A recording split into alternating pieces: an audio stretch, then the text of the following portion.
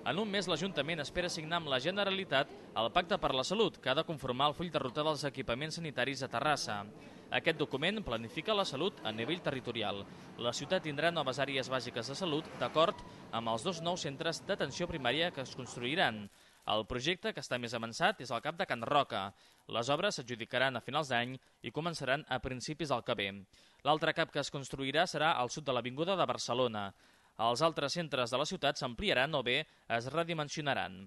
Un cas a part és el CAP Rambla. El Departament de Salut estipula que cada CAP ha d'atendre unes 30.000 persones. El de la Rambla n'absorbeix el doble.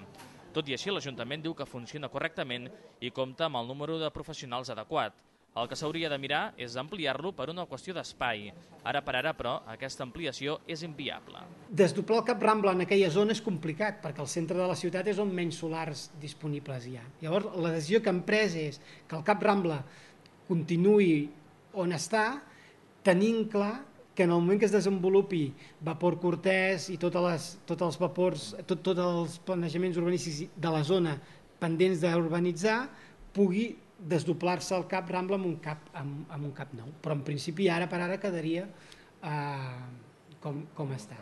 El Pacte per la Salut és un acord entre l'Ajuntament, la Generalitat i els proveïdors de salut.